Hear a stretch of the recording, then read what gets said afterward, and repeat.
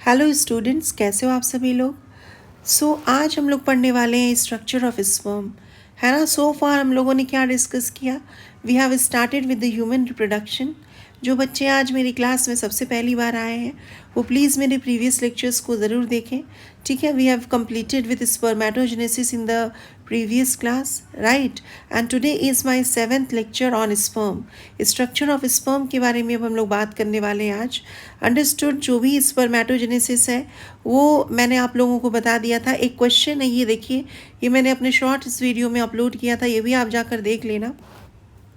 So today we are going to study basically about the structure of sperm. So let's start with the video. Structure of sperm. ठीक है, sperm का structure के बारे में हम लोग बात करेंगे। तो हम सभी को मालूम है कि जो स्पर्म है ये क्या है, ये एक हैप्लॉइड स्ट्रक्चर है ना। It is a haploid structure.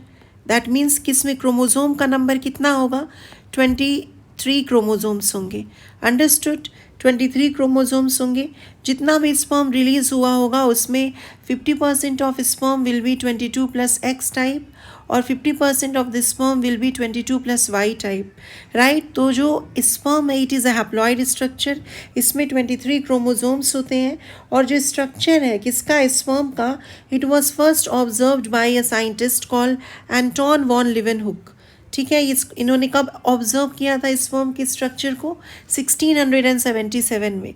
So we can say that structure जो है इसका स्ट्रक्चर वॉज ऑब्जर्व्ड बाई, कौन ऑब्जर्व किया था इसके स्ट्रक्चर को, it's structure was observed by Anton van लिवेनहुक।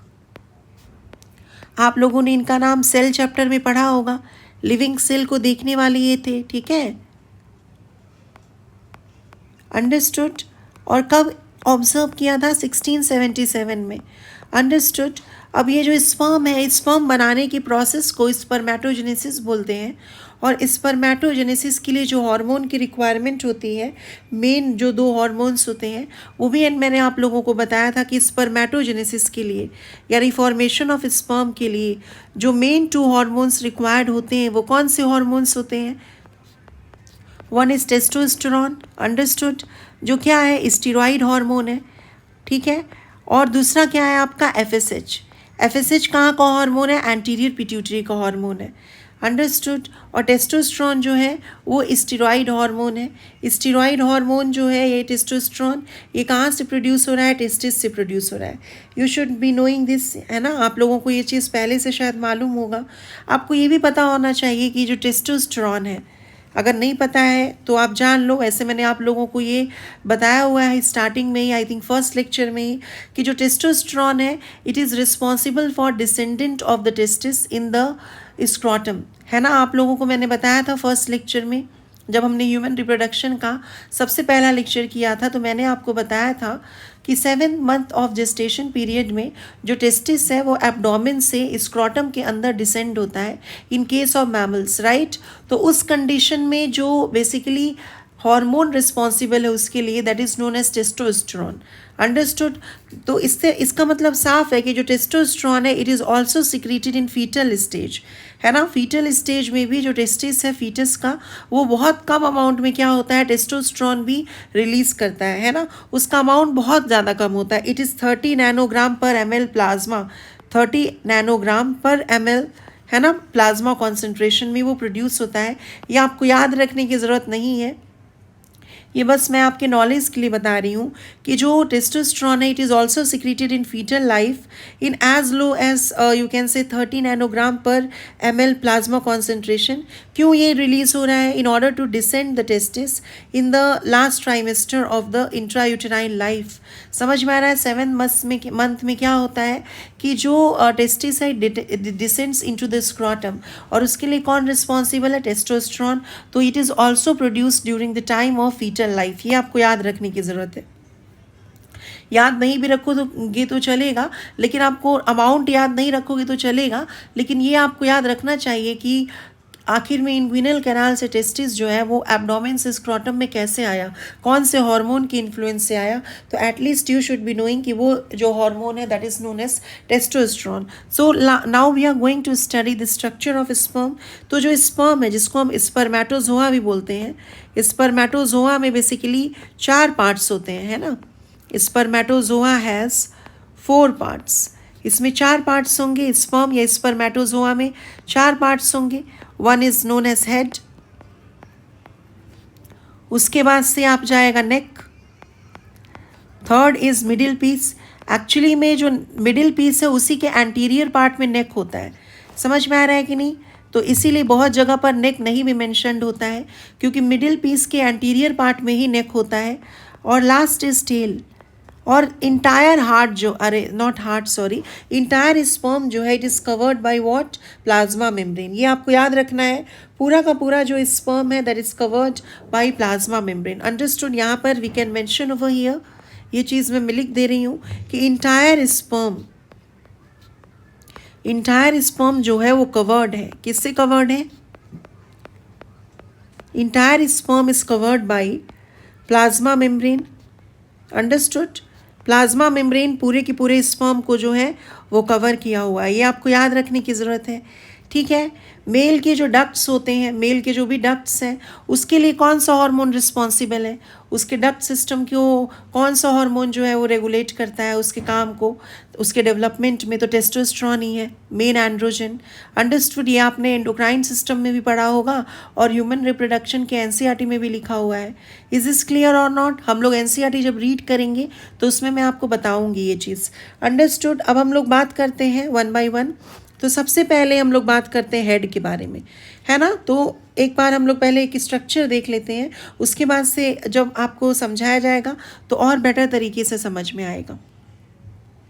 तो let me draw a structure of this.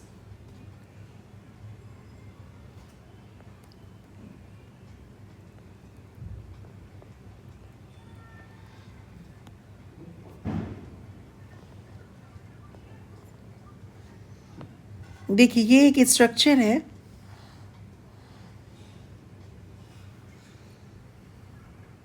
ठीक है. स्पर्म का 1 सेकेंड. टेल जो है वो सबसे लॉन्गेस्ट है, इसको थोड़ा और लॉन्ग कर दिया जाए, है ना. टेल जो है it is actually the longest region. तो यहाँ पर ये जो हिस्सा है this one is known as head. इसको हम क्या बोल रहे हैं? हेड बोल रहे हैं. ये वाला जो छोटा सा एरिया है इसको हम बोलते हैं नेक. उसके बाद से जो पोर्शन है it is known as middle piece, है ना. इसको हम क्या बोल रहे हैं? Middle piece. और ये जो पोर्शन है इसको हम क्या बोल रहे हैं? टेल. इसको हम क्या बोल रहे हैं? टेल. अब यहाँ पे जो हेड रीजन है, ठीक है, हेड रीजन में क्या होता है ना कि एक कैप लाइक स्ट्रक्चर प्रेजेंट होता है. जो हेड रीजन है it has a cap like structure. उस कैप लाइक स्ट्रक्चर के बारे में भी अभी हम लोग डिटेल में पढ़ेंगे. उसका क्या काम है, वो किससे बना हुआ है और वो है क्या एक्चुअली में. उस कैप लाइक स्ट्रक्चर को हम बोलते हैं एक्रोसोम, जो anterior portion of the head में मौजूद होता है, प्रेजेंट होता है.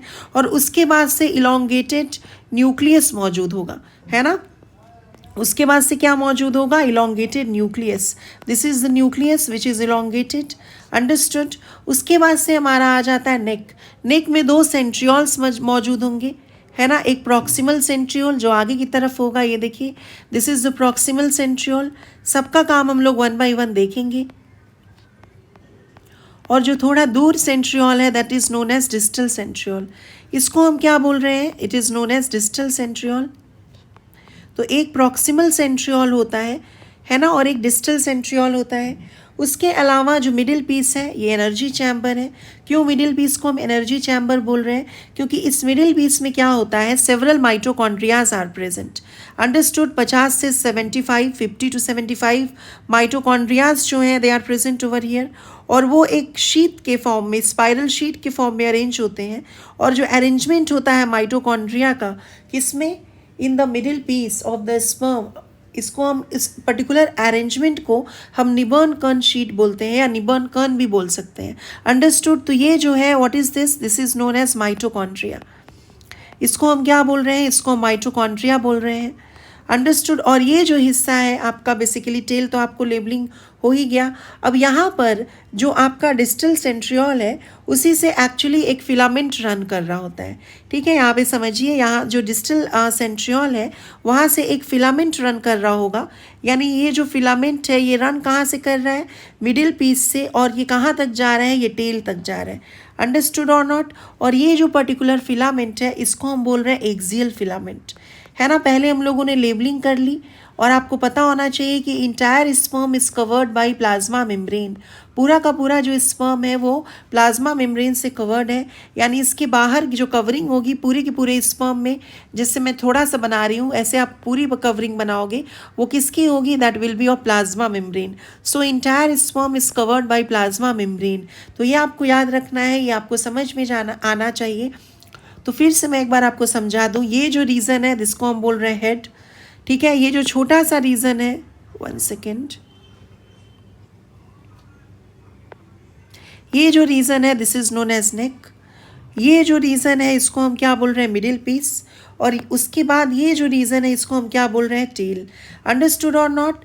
जो हेड है उसमें दो चीज़ें हैं, एक तो है एंटीरियर पोर्शन में acrosome which is a cap like structure, उसके बाद से इलोंगेटेड न्यूक्लियस होता है। यही न्यूक्लियस स्पर्म का फीमेल के न्यूक्लियस के साथ, फीमेल गैमीट के न्यूक्लियस के साथ फ्यूज़ करेगा और जाइगोट बनाएगा। उसके बाद से जो मिडिल पीस है उसमें माइटोकॉन्ड्रिया स्पाइरल शीट के फॉर्म में अरेंज है, और ये जो प्रॉपर स्पाइरल शीट का अरेंजमेंट है उसको हम निबर्न कर्न शीट बोलते हैं। अंडरस्टूड। उसके बाद से एक्सियल फिलामेंट जो है, एक्सियल फिलामेंट जो है it is running from the middle piece to the tail. ये क्या हो रहा है, मिडिल पीस से टेल तक रन कर रहा है, और इसके पास 9+2 माइक्रोट्यूबुलर अरेंजमेंट है। अगर आप लोगों ने सेल चैप्टर पढ़ा होगा तो आपको पता होगा 9+2 माइक्रोट्यूबुलर अरेंजमेंट के बारे में, जिसमें 9 डुप्लेट्स होते हैं, डबलेट्स जिसको बोलते हैं, और 2 सिंगलेट्स होते हैं, कहाँ पर, सेंटर में। यस और नो। तो let's talk about them in detail. तो सबसे पहले हम लोग बात करते हैं हेड के बारे में। ओके, तो सबसे पहले हम लोग बात करेंगे हेड के बारे में। तो let's talk about the head of the sperm. तो हेड के बारे में मैंने आप लोगों को क्या क्या बताया, इट हैज़ 2 पोर्शंस, है ना। हेड के पास क्या है, 2 पोर्शंस है। ठीक है, हेड के पास 2 पोर्शन से आपको याद रखना है। देखो नीट में क्या है ना, आप लोगों को बहुत बारीकी से चीज़ें पता होनी चाहिए। आप इधर उधर की नॉलेज नहीं रख सकते हो, ये है वो है, एग्जैक्ट नॉलेज होना चाहिए, प्रिसाइज नॉलेज होना चाहिए, कौन सी चीज़ें कहाँ हैं एकदम एग्जैक्टली पता होना चाहिए, है ना। किसी भी चीज़ को इधर उधर आप नहीं लिख सकते हो, तो आपका गलत हो जाएगा फिर। तो एक्रोजोम जो है सबसे पहले कहाँ है आपका, यहाँ पर एंटीरियर रीजन में क्या है, एंटीरियर रीजन 2 पोर्शन में सबसे पहले जो आगे की तरफ है एंटीरियर रीजन, है ना, आगे का जो हिस्सा है, आगे का जो पोर्शन है, ये देखो ये एंटीरियर रीजन में है ना, एक्रोजोम। तो एंटीरियर रीजन में क्या है इसके पास, it has acrosome which is a cap like structure. तो हमको याद रखना है किसके जैसा स्ट्रक्चर है एक्रोजोम का, क्यों, क्योंकि ये एनसीईआरटी लिख रही है, it is a cap like structure, जिसको हम क्या बोल रहे हैं, एक्रोसोम। यस और नो। एक्रोसोम के बारे में मैंने प्रीवियस क्लास में बताया था जब हम लोगों ने स्पर्मियोजेनेसिस पढ़ा था। ये देखिए एक्रोसोम के बारे में हम लोगों ने पहले भी बात की थी, ये देखो स्पर्मियोजेनेसिस में, ये सब मैंने पहले भी बात की थी इसके जस्ट पहले वाले क्लास में। यस और नो। जिस लोगों को नहीं पता है, जिन लोगों को नहीं पता है वो लेक्चर देख लीजिएगा, वैसे मैं एक्रोसोम फिर से बताऊंगी, है ना। तो एक्रोसोम क्या है एक्चुअली में, देखो मैंने उस दिन भी आप लोगों को बताया था कि एक्रोसोम जो है it is a modified lysosome. Acrosome क्या है, ये मॉडिफाइड लाइसोसोम है। और ये जो मॉडिफाइड लाइसोसोम है एक्रोसोम, ये बनता किससे है, it is formed by Golgi bodies, है ना। ये बन किससे रहा acrosome, it is formed by Golgi bodies. Yes और नो। तो जो एक्रोसोम है it is a modified lysosome, और ये किससे बन रहा है, गोल्जी बॉडीज़ से बन रहा है, ये आपको याद रखना पड़ेगा। Understood. And it has different lytic enzymes, इसमें कई सारे लाइटिक एंजाइम्स होते हैं, तोड़ने वाले एंजाइम्स होते हैं। देखिए बेसिकली जो एग होगा ना, या जो ओवम होगा, उसके बाहर में कई सारे बैरियर्स होते हैं जिसको क्रॉस करके स्पर्म को ओवम तक पहुंचना होता है, और जो सेकेंडरी ओवोसाइट है उसके साइटोप्लाज्म के अंदर जाना होता है। तो ओवम के वो सारे बैरियर्स को क्रॉस कैसे किया जाएगा? तो एक्चुअली जो एक्रोसोम होता है ना, किसमें? स्पर्म के हेड में। अंडरस्टूड? कौन से रीजन में? तो एंटीरियर रीजन में। इसमें कई सारे इंजाइम्स होते हैं और वो इंजाइम्स जो हैं they will help to penetrate the, you can say, barriers of the secondary oocyte so that the sperm can easily enter inside the cytoplasm of the secondary oocyte and fertilization can be easily achieved. Yes or no? Fertilisation के लिए ये जो enzymes होंगे एक्रोसोम्स में वो बहुत important role play करेंगे। तो कौन कौन से इंजाइम्स बेसिकली इसमें होंगे? तो सबसे पहले we can talk about zonalysin. एक इंजाइम है जिसको हम जोनालाइसिन बोलेंगे, या we can call it acrosin enzyme also. इसको हम जोनालाइसिन या एक्रोसिन इंजाइम के नाम से जानते हैं। अंडरस्टूड? ये जोनालाइसिन जो है it will break the zona pellucida. Understood? अभी आपको ये जोना पेल्यूसिडा ये सब चीज़ें नहीं समझ में आ रही होगी। एक्चुअली जोना पेल्यूसिडा जो है वो नॉन सेलुलर ग्लाइकोप्रोटीन का एक लेयर होता है ना, जो कि सेकेंडरी oocyte बनाता है ना। कब बना रहा है, कहाँ पे प्रेजेंट होता है, एक्चुअल लोकेशन क्या है, ये सब हम लोग धीरे धीरे जब हम लोग स्ट्रक्चर पढ़ेंगे सेकेंडरी oocyte का तो उसमें हम लोग ये चीज़ें देखेंगे। अंडरस्टूड? तो एक तो इसमें जोनालाइसिन है, एक्रोसिन है, और जितने भी यहाँ पर एक और चीज़ आप याद रख लो कि जितने भी यहाँ पे आपके हाइड्रोलाइटिक इंजाइम्स होंगे they will belong to class 3, है ना। आप लोगों ने इंजाइम्स पढ़ा होगा बायोमोलिक्यूल्स में, उसमें आपने 6 क्लासेस ऑफ एंजाइम पढ़ा होगा। Class 1 oxido reductase, class 2 transferase, class 3 hydrolase, class 4 ligase, है ना, class 5 isomerase and class 6 ligase. तो ये जो एंजाइम्स हैं किसमें, एंजाइम्स जो हैं किसमें, एक्रोसोम में, ये क्लास 3 से बिलोंग करते हैं। ये भी बात मैंने प्रीवियस क्लास में की थी, है ना, बिलोंग्स टू क्लास 3। और क्लास 3 एंजाइम कौन सा है? क्लास 3 एंजाइम्स का कौन सा है? तो that is hydrolase. Class 3 enzyme कौन है? वो है हमारा हाइड्रोलेज। यस और नो? हाइड्रोलेज जो है वो क्लास 3 एंजाइम है। You have to remember this. तो एक तो आपका हो गया जोनालाइसिन नाम का एंजाइम। उसके बाद से होता है उसमें CPE।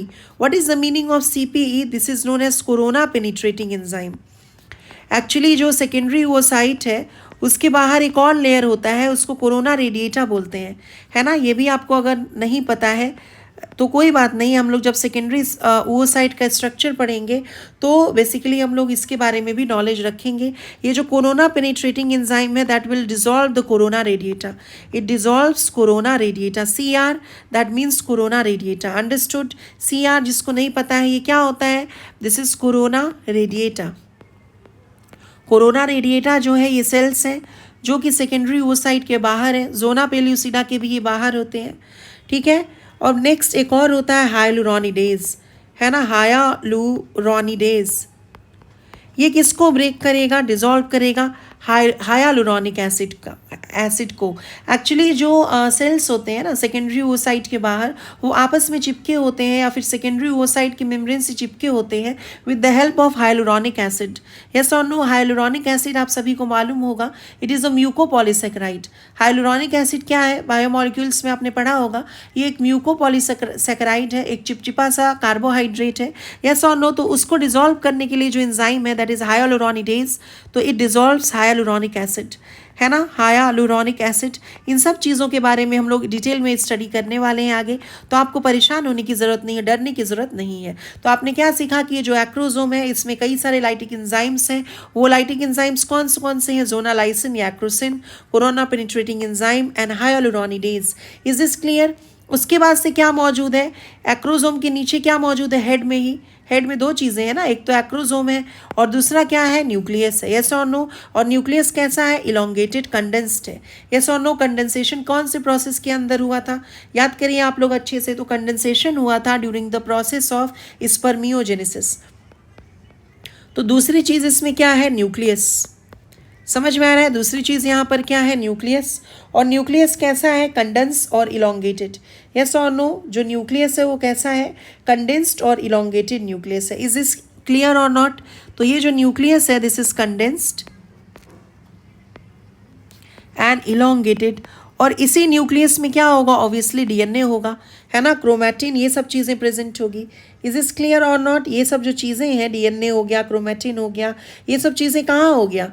यस और नो? ये आपका न्यूक्लियस में होगा, और ये न्यूक्लियस ही एक्चुअली फ्यूज़ करेगा किसके साथ? ओवम के न्यूक्लियस के साथ, और तभी जाइगोट बनेगा। यस, ये सब चीज़ें आप लोगों को शायद मालूम होगी, नहीं भी मालूम है तो कोई बात नहीं, है ना। इट कंसिस्ट ऑफ, इसमें क्या क्या चीज़ें हैं? It consists of chromatin. इसमें क्या है? क्रोमैटिन है। Okay, mostly DNA, and is condensed, और वो किस फॉर्म में है? कंडेंस्ड फॉर्म में है।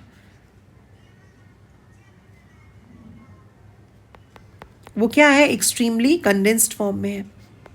ये आपको याद रखने की जरूरत है। Understood? It is extremely condensed, please remember. Okay और नॉट?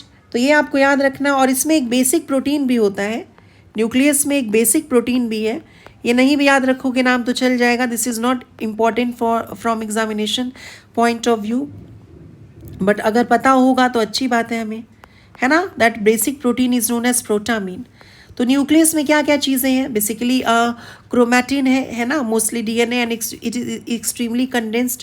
उसके अलावा इसमें बेसिक प्रोटीन है जिसको हम प्रोटामीन के नाम से जानते हैं। उसके बाद से नेक्स्ट क्या हो जाएगा? मिडिल पीस हो जाएगा, है ना। मिडिल पीस के एंटीरियर रीजन में क्या है बताओ मुझे? मिडिल पीस के जो एंटीरियर रीजन में है, आगे के हिस्से में है, वो क्या है? नेक है। लेकिन एनसीईआरटी ने नेक को अलग से रखा है, तो हम लोग इसको अलग से रख सकते हैं। वैसे मिडिल पीस के अंदर ही इसको रखना चाहिए, लेकिन इट्स ओके। तो हम लोग लेट्स टॉक अबाउट नेक, है ना। नेक के बारे में बात कर सकते हैं हम लोग। नेक में क्या है? दो चीज़ें हैं। एक हमने देखी प्रॉक्सिमल सेंट्रियोल, याद है ना आप लोगों को? देखिए यहाँ पे जो लोगों को नहीं याद आ रहा है, इट्स ओके। नेक में दो चीज़ें हैं, देखो यहाँ पर, ये वाला जो है ये प्रॉक्सिमल सेंट्रियोल है, और ये वाला जो है ये डिस्टल सेंट्रियोल है। यस और नो? तो इसमें क्या क्या चीज़ें हमने देखी हैं? तो it has proximal centriole, and proximal centriole क्या करता है? जब जाइगोट फॉर्मेशन हो जाएगा, है ना। जाइगोट फॉर्मेशन कैसे होगा? एग और न्यूक्लियस, एग और स्पर्म के जो न्यूक्लियस है वो आपस में फ्यूज़ करेंगे, और उसी के फ्यूज़न की वजह से सबसे पहला डिप्लॉइड सेल बनेगा, that is known as zygote. और जाइगोट में क्या शुरू हो जाएगा? डिवीजन। कैसा डिवीजन? Mitotic division. वो जाइगोट में जो माइटोटिक डिवीजन शुरू होगा उसको हम क्लीवेज बोलते हैं, है ना। Cleavage is mitotic division only, लेकिन उसमें ग्रोथ फेज एब्सेंट होता है। समझ में आ रहा है कि नहीं? आपने माइटोसिस में पढ़ा होगा, G1 फेज है, S फेज है, G2 फेज है ना। ग्रोथ फेज प्रेजेंट होता है, but in case of cleavage growth phase is absent. Understood और नॉट? लेकिन सबसे पहली बार जाइगोट में जो क्लीवेज होता है, सबसे पहली बार जाइगोट में जो डिवीजन होता है, सबसे पहली बार जो क्लीवेज होगा, जो डिवीजन होगा, उसके लिए कौन रिस्पॉन्सिबल है? Proximal centriole. कैसे रोल प्ले करेगा ये हम लोग आगे आगे लेक्चर्स में देखेंगे। जब हम लोग फर्टिलाइजेशन के आगे के लेक्चर्स देखेंगे उसमें हम लोग ये डिटेल में पढ़ेंगे। तो आपको याद रखना है कि ये जो प्रॉक्सिमल सेंट्रियोल है, it is actually involve in first cleavage. ये सबसे पहला जो डिवीजन है, फर्स्ट क्लीवेज है। कब हो रहा है फर्स्ट क्लीवेज? जाइगोट फॉर्मेशन के बाद, आफ्टर जाइगोट फॉर्मेशन।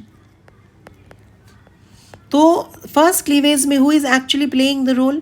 तो आप बोलोगे कि जो प्रॉक्सिमल सेंट्रियोल है वो रोल प्ले कर रहा है। उसके बाद से और क्या होता है इसके अंदर, नेक के अंदर और क्या है? हमने पढ़ा कि इसके अंदर डिस्टल सेंट्रियोल है ना। इसके अंदर डिस्टल सेंट्रियोल भी है, और डिस्टल सेंट्रियोल जो है ये क्या कर रहा है? ये एक्सियल फिलामेंट को मेंटेन भी कर रहा है और बना भी रहा है। तो it maintains and forms axial filament. Yes और नो? ये मेंटेन कर रहा है और फॉर्म कर रहा है किसको? एक्सियल फिलामेंट को। और and what is the microtubular arrangement in case of axial filament? That is 9+2, है ना। 9+2 का अरेंजमेंट होगा। 9 इसमें डबलेट्स होंगे पेरिफेरल, और 2 सिंगलेट्स होंगे कहाँ? सिंगल में। यस और नो? और ये जो आपके एक्सियल फिलामेंट है ये कहाँ से कहाँ एक्सटेंड कर रहा है? डायग्राम में आप लोग देखिए, तो जो एक्सियल फिलामेंट है, कौन है एक्सियल फिलामेंट इसमें? तो ये वाला जो है, this is the axial filament. आप देखो ये मिडिल पीस से एक्सटेंड कर रहा है कहाँ तक? टेल तक।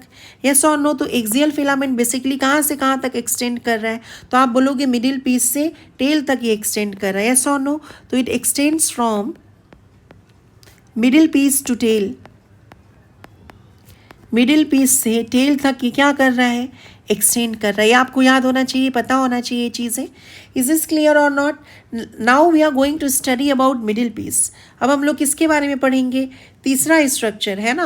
वैसे जो नेक है it is also present in the anterior portion of the middle piece, but ठीक है एनसीईआरटी वाइज हम लोग चल सकते हैं। अब ये मिडिल पीस जो है ये बहुत बहुत इंपॉर्टेंट स्ट्रक्चर है, क्योंकि इसी मिडिल पीस के अंदर माइटोकॉन्ड्रिया है। और ये माइटोकॉन्ड्रिया ऑब्वियसली आपने सेल में पढ़ा होगा, mitochondria is the power house of the cell, है ना। और इन केस ऑफ स्पर्म ये माइटोकॉन्ड्रिया जो है मिडिल पीस के अंदर, it is the energy chamber of the cell.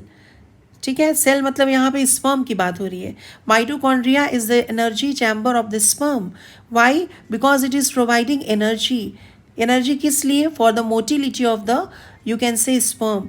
देखो स्पर्म को मोटिलिटी कौन दे रहा है? टेल। लेकिन उस मोटिलिटी के लिए एनर्जी कौन दे रहा है? माइटोकॉन्ड्रिया। समझ में आ रहा है? अगर आपसे ये क्वेश्चन पूछा जाए कि मोटिलिटी कौन प्रोवाइड कर रहा है स्पर्म को, तो आपका आंसर होगा टेल। लेकिन उस मोटिलिटी के लिए एनर्जी कौन प्रोवाइड कर रहा है? Then your answer will change, then you will say middle piece. Why? Because middle piece has mitochondria. I hope I am very clear. समझ में आ रहा है? तो इस मिडिल पीस में हम क्या लिख सकते हैं? It has mitochondria. It has mitochondria. कितना माइटोकॉन्ड्रिया हो सकता है कि स्पर्म में? ये वैरी करता है, इट कैन बी 50 to 75, है ना, ज़्यादा कम हो सकता है। विच गिव्स एनर्जी, जो क्या दे रहा है? एनर्जी दे रहा है। विच गिव्स एनर्जी, किस चीज़ के लिए एनर्जी दे रहा है? अभी मैंने जस्ट बताया, फॉर स्पर्म मोटिलिटी, स्पर्म को के मोटिलिटी के लिए, स्पर्म के मूवमेंट के लिए। Who is actually providing the energy? So it is the actually middle piece, जिसके अंदर माइटोकॉन्ड्रिया है, जो कि एनर्जी प्रोवाइड कर रहा है। अंडरस्टूड? और ये जो माइटोकॉन्ड्रिया है it is arrange in spiral sheet. Yes और नो? आपने देखा, मैंने आपको बताया भी था कि माइटोकॉन्ड्रिया जो है वो मिडिल पीस में एक स्पेशल तरह से अरेंज्ड है, स्पाइरल शीट के रूप में अरेंज है, और वो सराउंड कर रहा होता है एक्सियल फिलामेंट को। यस और नो? और ये जो स्पेशल अरेंजमेंट होता है उसको निबर्न कर्न बोलते हैं या निबर्न कर्न शीट बोलते हैं। यस और नो? तो निबर्न कर्न अगर क्वेश्चन आएगा कहाँ प्रेजेंट है, तो आपका आंसर होगा मिडिल पीस में।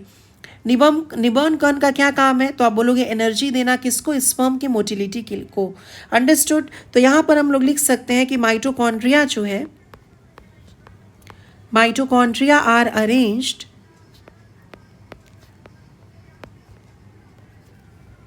ठीक है इन स्पाइरल शीट,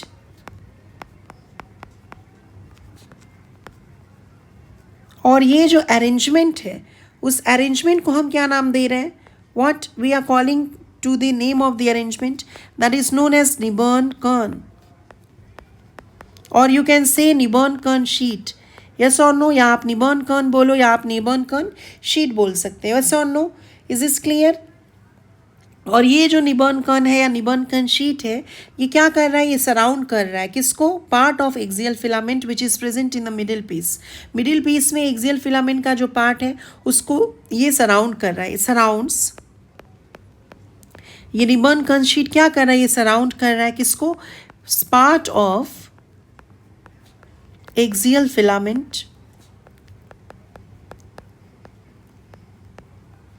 इन मिडिल पीस। अंडरस्टूड और नॉट? मिडिल पीस में जो पार्ट है एक्सियल फिलामेंट को, उसको ये क्या कर रहा है? बेसिकली सराउंड कर रहा है। इज दिस क्लियर और नॉट? अब नेक्स्ट बेसिकली हमको ये भी पता होना चाहिए कि जो मिडिल पीस है उसमें thin layer of cytoplasm present होता है ना। आप लोगों को मैंने बताया था स्पर्मियोजेनेसिस जब हम लोगों ने पढ़ा था कि जो साइटोप्लाज्म है ना वो स्पर्मेटिड्स में ज़्यादा होगा और स्पर्म में कम होगा। यस और नो? जब हम लोगों ने स्पर्मियोजेनेसिस पढ़ा था तो उसमें हम लोगों ने आपको, मैंने पहला पॉइंट बताया था ना कि जो स्पर्म है उसमें साइटोप्लाज्म विल बी लेस। देखिए यहाँ पे लिखा हुआ है लेसर साइटोप्लाज्म। यस और नो? क्यों? क्योंकि जो आपका स्पर्मेटिड्स है वो राउंड होता है बेसिकली, और उसमें साइटोप्लाज्मिक कंटेंट ज़्यादा होता है, लेकिन स्पर्म में बहुत सारी चीज़ें बन जाती हैं, तो इसीलिए जो साइटोप्लाज्म है वो एक्चुअली में थिन लेयर में आ जाता है। ठीक है, there is thin layer of cytoplasm in the middle piece, और उस जो thin layer of cytoplasm middle piece के अंदर है उसको मैनशीटी बोलते हैं, MANCHETTE। But manchette is not important from NEET perspective, इसीलिए इसको मैं नहीं लिखवा रही हूँ। अंडरस्टूड और नॉट? नेक्स्ट पार्ट जो होता है that is the tail region. Next part जो है, लास्ट पार्ट, वो क्या है? That is tail. And tail जो है इट इज़ द लॉन्गेस्ट, सबसे जो लॉन्गेस्ट पार्ट है किसका, स्पर्म का, वो कौन है, वो है आपका टेल। समझ में आ रहा है, स्पर्म का जो टेल है वो सबसे लॉन्गेस्ट है, और स्पर्म को ये क्या प्रोवाइड कर रहा है, provide motility. Please remember, motility कौन दे रहा है स्पर्म को, तो आप बोलोगे टेल, लेकिन इस मोटिलिटी के लिए एनर्जी कौन दे रहा है, then your answer will be mitochondria, और वो माइटोकॉन्ड्रिया प्रेजेंट कहाँ है, then your answer will be middle piece. Is this clear और नॉट, यस और नो, ये बातें समझ में आ गई। और ये जो आपका टेल है, इट इज़ रिस्पॉन्सिबल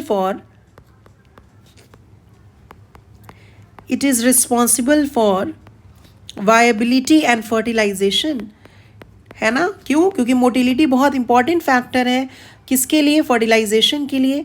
और मतलब यू कैन से तभी पता अभी उस पर हम लोग आएंगे कि क्यों आखिर में मोटिलिटी इंपॉर्टेंट है और कितना परसेंट स्पर्म जो है वो मोटाइल होना चाहिए।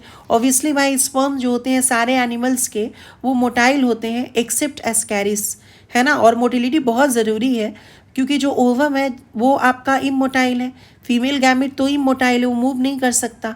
तो जाहिर सी बात है जो स्पर्म है उसी को मूव करके जाना होगा ना एग के पास, ओवम के पास। इसीलिए स्पर्म की मोटिलिटी जो है वो बहुत ज़रूरी होती है वायबिलिटी ऑफ स्पर्म के लिए। तो viability of the sperm will depend on it's motility. Please remember this, जो वायबिलिटी है किसकी, स्पर्म की, स्पर्म जिंदा है या नहीं, वायबल है या नहीं, वो किसके ऊपर बेसिकली डिपेंड करता है, मोटिलिटी ऑफ द स्पर्म के ऊपर। तो वायबिलिटी ऑफ स्पर्म जो है it depends on it's motility, yes और नो, उसके मोटिलिटी के ऊपर वो डिपेंड करेगा। ये आपको याद रखना है भाई कि जो स्पर्म है सारे एनिमल्स के वो मोटाइल है। समझ में आ रहा है कि नहीं आ रहा है, उस पर भी हम लोग अभी जस्ट आएंगे।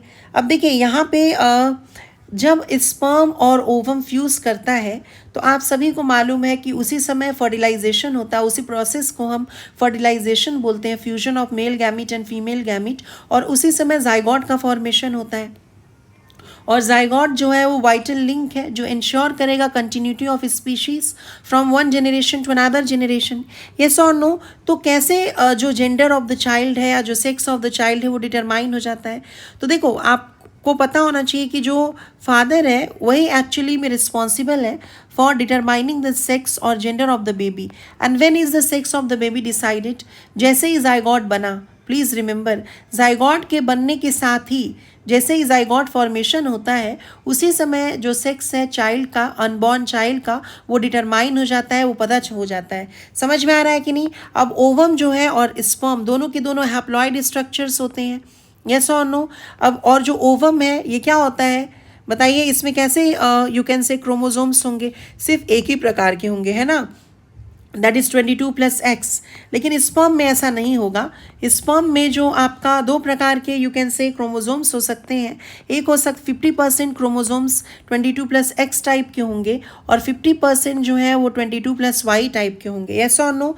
तो फर्टिलाइजेशन के समय अगर 22+X वाला 22+X के साथ कंबाइन करेगा तो ऑब्वियसली क्या बन रहा है, इस समय जाइगोट में क्या होगा, 44 यानी कि 22+22 44 plus XX।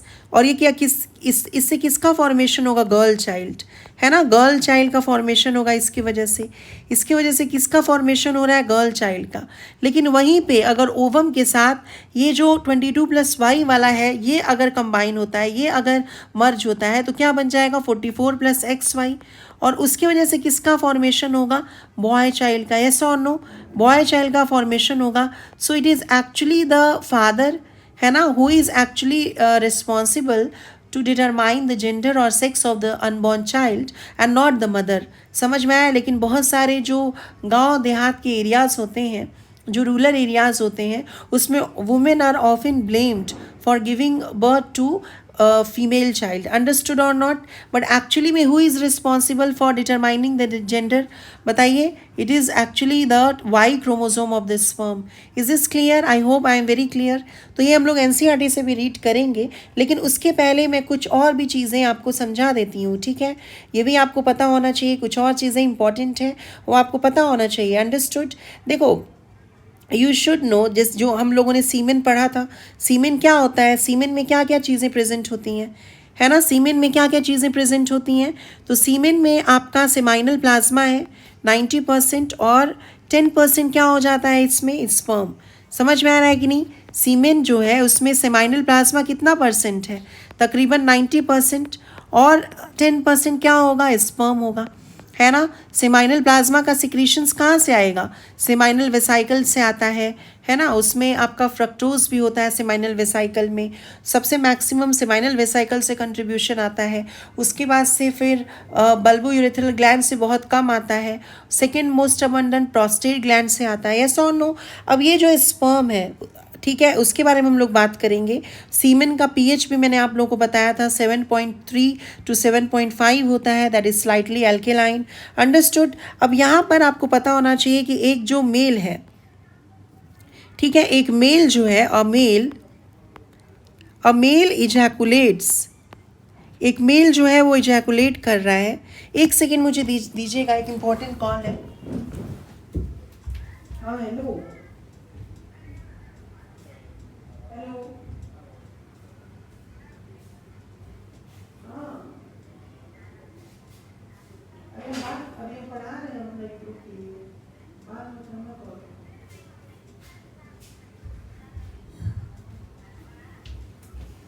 Okay, sorry for the disturbance. क्या बोल रही थी मैं? एक मेल कितना स्पर्म इजैकुलेट कर रहा होता है ना। एक मेल कितना स्पर्म इजैकुलेट कर रहा होता है? तो एक मेल जो है वो इजैकुलेट कर रहा होता है अप्रॉक्सीमेटली 200 to 300 मिलियन स्पर्म्स। ये बात पहले भी हुई है, राइट। ये पहले भी मैंने आप लोग को बताया है। एक मेल जो है वो कितना स्पर्म इजैकुलेट कर रहा है? 200 से 300 मिलियन स्पर्म्स इजैकुलेट कर रहा है ना, स्पर्म्स इन वन इजैकुलेशन। एक इजैकुलेशन में एक जो मेल है वो 200 से 300 मिलियन स्पर्म जो है वो क्या कर रहा है? रिलीज कर रहा है। Is this clear? Please remember this. और कितना ml सीमेल एक बार में रिलीज होता है? तकरीबन 3 से 4 ml सीमेल जो है वो रिलीज होता है। तो इसी हिसाब से आप लगा सकते हो अनुमान कि 1 ml सीमेन में कितना स्पर्म होगा, यस और नो। अब यहाँ पर ध्यान से समझिएगा, बेसिकली नॉर्मल फर्टिलिटी के लिए बहुत बहुत इंपॉर्टेंट चीज़ है, इस पे न्यूमेरिकल बेस्ड क्वेश्चंस भी आते हैं। फॉर नॉर्मल फर्टिलिटी, देखो इसको समझना, फॉर नॉर्मल फर्टिलिटी के लिए अप्रॉक्सीमेटली 60% जो स्पर्म है, कितना परसेंट स्पर्म? 60% स्पर्म। समझिएगा कि नॉर्मल फर्टिलिटी के लिए ना 2 क्राइटेरियाज होती हैं। 60% जो स्पर्म होगा ना 200 से 300 मिलियन स्पर्म में, उसका शेप और साइज नॉर्मल होना चाहिए। समझ में आ रहा है कि नहीं? ध्यान से सुनिए। नॉर्मल फर्टिलिटी के लिए एटलीस्ट, है ना, एटलीस्ट यहाँ पे ये वर्ड भी यूज़ करना ज़रूरी है कि तकरीबन minimum at least 60% of the sperm, 60% of the sperm must have normal shape and size. ज़रूरी है, must have normal shape and size. उसके शेप और साइज नॉर्मल होनी चाहिए, normal shape and size. And उस 60% में से, प्लीज़ रिमेंबर, उस 60% में से 40% एंड 40% ऑफ देम, और उस 60% में से 40% जो है मस्ट शो विगरस मोटिलिटी। समझ में आ रहा है कि नहीं? Must show vigorous motility. उस 60% में से जो 40% है वो ज़रूर विगरस मोटिलिटी दिखानी चाहिए, है ना। उसको क्या दिखाना होगा? विगरस मोटिलिटी दिखाना होगा। इज दिस क्लियर और not?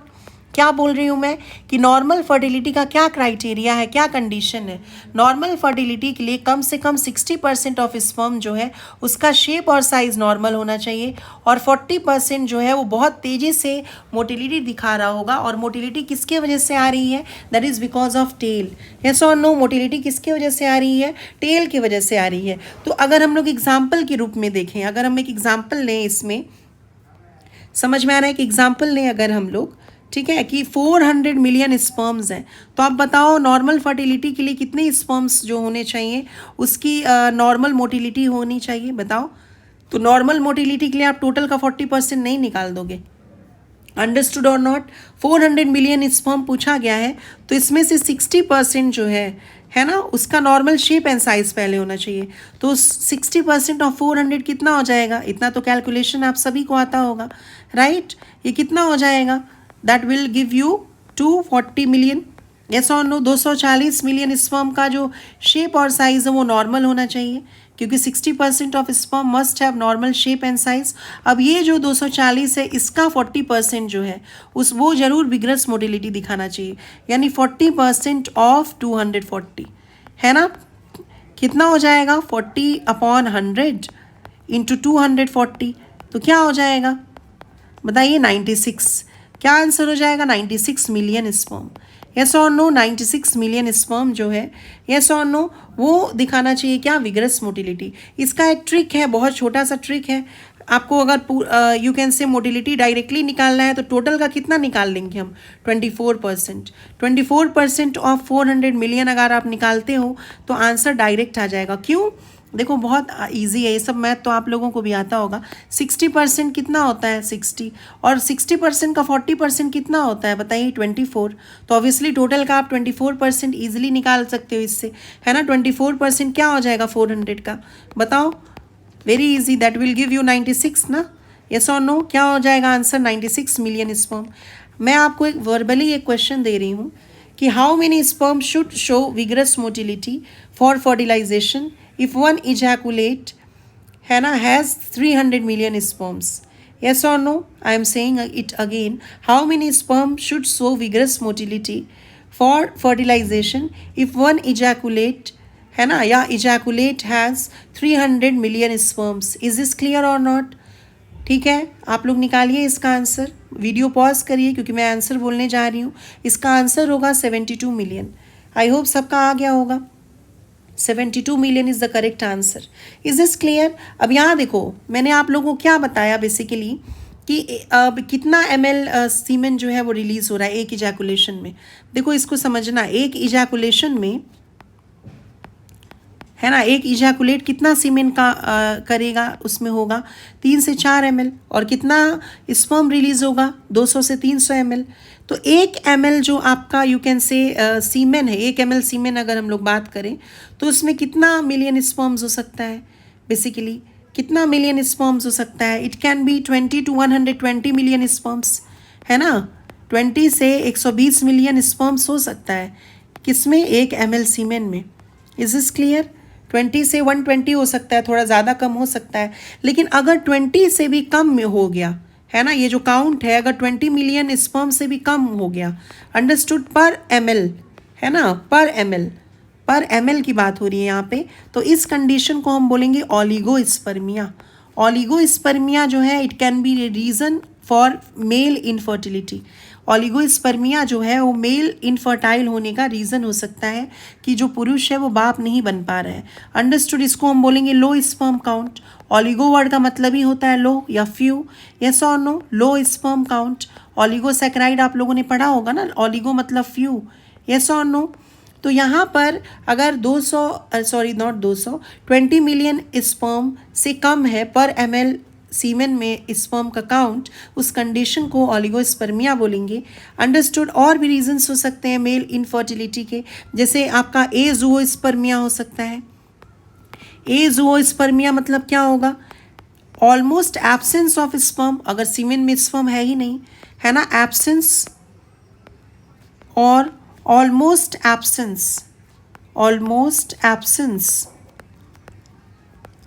Of sperm in semen, जो कि वैसेक्टॉमी में मिलता है बेसिकली, है ना। ये वैसेक्टॉमी क्या है, रिप्रोडक्टिव हेल्थ में हम लोग पढ़ेंगे। उसके बाद से क्या होता है एस्थीनोस्पर्मिया। एस्थीनोस्पर्मिया कौन सा कंडीशन है, ये जो कंडीशंस हैं ये अगर आप स्किप करना चाहते हो तो it's okay, you can skip, but ये सब चीज़ें आपको पता होना चाहिए क्योंकि आप जो क्वेश्चन बन रहे हैं ना नीट में, वो रटने वाले क्वेश्चंस नहीं आ रहे हैं, डायरेक्ट क्वेश्चंस नहीं आ रहे हैं। अब नीट के जो क्वेश्चंस है उसने दिखा दिया है कि बारीकियां बहुत इंपॉर्टेंट है, थ्रू आउट नॉलेज या थॉरो नॉलेज जो है, डीप नॉलेज जो है वो बहुत ज़रूरी है। इसीलिए आपको बहुत अच्छे से प्रिपरेशन करनी होगी। अगर मैं चाहूँ तो बहुत आसान हुई चीज़ों को बता के आपको इम्प्रेस कर सकती हूँ कि आपको सब समझ में आ जाए, लेकिन कुछ चीज़ें जो है मैं जानबूझ के आपको एक्स्ट्रा बताने की कोशिश कर रही हूँ सो दैट नीट एग्जामिनेशन में आपको कोई भी डिफ़िकल्टी फेस नहीं करनी पड़े। अंडरस्टूड। एस्थीनोस्पर्मिया क्या होता है, अगर स्पर्म की मोटिलिटी रिड्यूस हो जाए। Is this clear? Reduce motility, किसकी मोटिलिटी कम हो जाए? स्पर्म की। रिड्यूस मोटिलिटी जो है स्पर्म की, उसको हम क्या बोलेंगे? एस्थेनोस्पर्मिया बोलेंगे। Is this clear? उसके बाद से हो सकता है आपका और क्या, उसके अलावा हो सकता है टेराटोस्पर्मिया। टेराटोस्पर्मिया मतलब क्या हो गया? अगर स्पर्म का शेप और साइज सही नहीं है ना, स्पर्म विद एबनॉर्मल मॉर्फोलॉजी बोल सकते हैं। स्पर्म अगर एबनॉर्मल मॉर्फोलॉजी का है, उसका शेप साइज सही नहीं है, एबनॉर्मल मॉर्फोलॉजी, यस और नो, एबनॉर्मल मॉर्फोलॉजी है अगर स्पर्म का, उसका शेप साइज सही नहीं है, तो उसको टेराटोस्पर्मिया बोलेंगे। I hope I am clear. और ये सब जो है oligospermia, azoospermia, asthenospermia, teratospermia, these can be the reasons for male infertility. Understood? जो हम रिप्रोडक्टिव हेल्थ में डील करेंगे। आई होप यहाँ तक आपको समझ में आ गया होगा। स्पर्म जो है वो आपको समझ में आ गया होगा अच्छे से, है ना? स्पर्म के जो पार्ट्स हैं वो अच्छे से समझ में आ गए होंगे। इज इस क्लियर और नॉट? अगर नहीं समझ में आ गए होंगे तो आप रिवर्स कर करके बार बार आप देखो, आपको समझ में ज़रूर आएगा। ऐसा नहीं है कि समझ में नहीं आएगा, बहुत आसान है। अब हम लोग एक बार एनसीईआरटी रीड भी कर लेते हैं, और जो इसके बाद वाला जो टॉपिक है that is the most crucial topic, है ना? बहुत बहुत इंपॉर्टेंट टॉपिक है, और वो टॉपिक है oogenesis एंड फॉलिकुलर डेवलपमेंट। समझ में आ रहा है? जिसमें बच्चे बहुत ज़्यादा गलतियां करते हैं, उनको समझने में बहुत डिफ़िकल्टी होती है, बट आई एम श्योर आपको कोई भी डिफ़िकल्टी फेस नहीं करनी होगी। अंडरस्टूड और नॉट? oogenesis पढ़ने में आपको कोई डिफ़िकल्टी नहीं होगी, तो आप लोग परेशान नहीं होइएगा। और प्लीज़ मेरे चैनल को लाइक, शेयर और सब्सक्राइब करिए। अच्छा लग रहा है तो कमेंट करिए, क्योंकि कमेंट के थ्रू ही मुझे मोटिवेशन मिलेगा। Otherwise how will I know that you are understanding the lecture और नॉट? ठीक है, समझ में आ रहा है कि नहीं? और oogenesis जो है वो ज़रूर आप देखिएगा, बहुत अच्छे से आपको समझ में आ जाएगा। उसके बाद आपको डिफ़िकल्टी नहीं होगा oogenesis में, I am sure about this. तो यहाँ तक हम लोगों ने रीडिंग कर लिया था, स्पर्मियोजेनेसिस तक रीडिंग हम लोगों ने कर लिया था। जो लोग आज मेरे लेक्चर में पहली बार आए हैं, उनसे रिक्वेस्ट है कि आप लोग प्लीज़ प्रीवियस लेक्चर्स देखिए, ताकि आपको अच्छे से समझ में आए। यहाँ पर हम लोग एक एक वर्ड पढ़ेंगे एनसीईआरटी का, समरी भी हम लोग एनसीईआरटी का पढ़ेंगे, ताकि एक एक चीज़ हमें बारीकी से समझ में आए। लेकिन समझ में उसी को आएगा लेकिन जो लेक्चर्स अच्छे से देखेगा। और प्लीज़ कोशिश करिए नोट्स साथ में बनाएं, ठीक है? अगर आप किसी कोचिंग इंस्टीट्यूट में नहीं पढ़ाई कर रहे हैं और यहाँ पे मेरे नोट्स के थ्रू, अगर मेरे लेक्चर के थ्रू अगर आप पढ़ रहे हैं और बिना नोट्स बनाए पढ़ रहे हैं, तो there is no advantage of, है ना, स्टडिंग। कोई फ़ायदा नहीं होगा आपके पढ़ने का, इसलिए आप साथ में नोट्स जरूर बनाएं। अब यहाँ पर देखो, दिस इज़ द स्ट्रक्चर। किसका स्ट्रक्चर है? ये स्पर्म का, जिसमें you know that entire sperm is covered by plasma membrane. उसके बाद से you know this is the cap like structure का एक्रोजोम। ये एक्रोजोम हो गया। ये आपका क्या हो गया? This is the nucleus which contain the chromosomal material. देखो यहाँ पे नेक है, नेक जो है वो आपका मिडिल पीस के एंटीरियर पोर्शन में है। ये मिडिल पीस है, मिडिल पीस में माइटोकॉन्ड्रिया है जो स्पाइरली अरेंज्ड है, यस और नो। और ये जो रीजन हो गया, जो लॉन्गेस्ट पोर्शन है, that is the tail, yes or no? Who is the energy chamber of the sperm? Mitochondria is the energy chamber. Now let's study this. Let us examine the structure of a sperm. कौन दिया था structure of sperm? Anton von Leeuwenhoek. It is a microscopic structure, obviously. ठीक है, composed of a head, neck, a middle piece and a tail. A plasma membrane envelops the whole body of the sperm.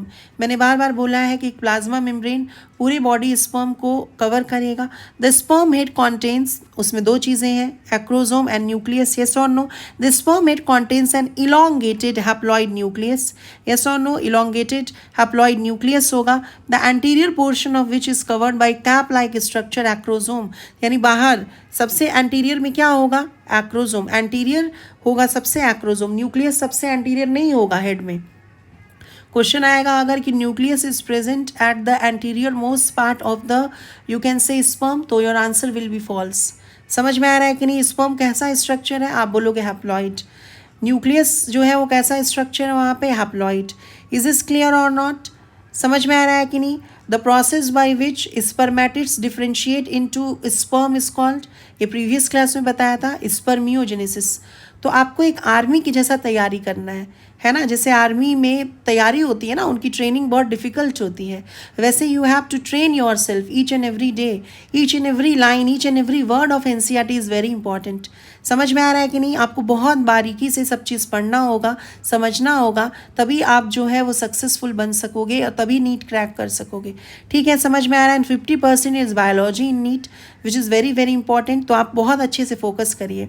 The acrosome is filled with enzymes, मैंने आपको नाम भी बता दिया है enzymes का, जैसे जोनालाइसिन है जिसको एक्रोसिन बोल रहे हैं, कोरोना पेनिट्रेटिंग इंजाइम है ना, हाइलुरोनिडेज है, that help fertilisation of the ovum, उसका काम क्या है? ओवम को फर्टिलाइज करना। The middle piece possesses numerous mitochondria, 50 से 75, 50 to 75 और 50 to 80 माइटोकॉन्ड्रिया हो सकते हैं, which produces energy for the movement of tail that facilitate sperm motility essential for fertilisation. You know sperm की मोटिलिटी जो है it is very essential for fertilisation, और motility दे कौन रहा है? टेल। लेकिन मोटिलिटी के लिए एनर्जी कौन दे रहा है? Then your answer will be middle piece because it has mitochondria. So किस तरह का क्वेश्चन है उसी हिसाब से आपको आंसर करना है।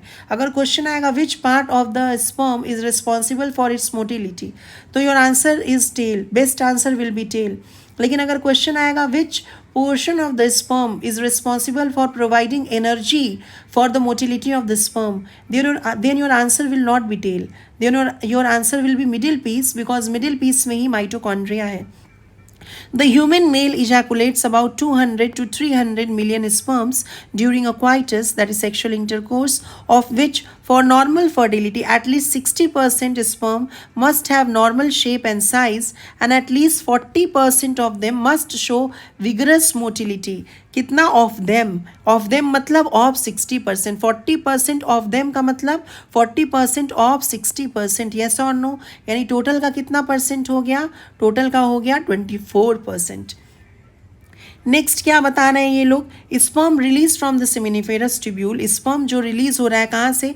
सेमिनिफेरस ट्यूब्यूल से, are transported by accessory ducts, है ना, याद करो मैंने आप लोगों को अपने लेक्चर्स में बताया था, लेक्चर 2 मेरा देखिएगा आप जाकर, उसमें मैंने बताया था कि स्पर्म जो है वो सेमिनिफेरस ट्यूब्यूल में बनता है, उसके बाद से कहाँ जाता है? ट्यूबलाई रेक्टाई में, फिर रेटी टेस्टिस में, फिर वासा इफरेंशिया में, वासा इफरेंशिया लीव्स द टेस्टिस, उसके बाद से कहाँ जाएगा? एपिडिडाइमिस में, फिर वास डिफरेंस में, vas deferens leaves the scrotum, vas deferens it ascends up in the abdomen through inguinal canal और spermatic cord and loops over the urinary bladder to form ejaculatory duct. याद है उसके बाद क्या क्या हो रहा है? ये सब आपको बताया हुआ है बात। तो स्पर्म रिलीज जो होगा सेमिनिफेरस ट्यूब्यूल का, they are transported by accessory ducts, you know the names of these ducts, yes और नो? ये ऑलरेडी बताया हुआ है। The ducts are tubuli recti, rete testis, vasa efferentia, epididymis, vas deferens, ejaculatory duct, urethra, yes और no?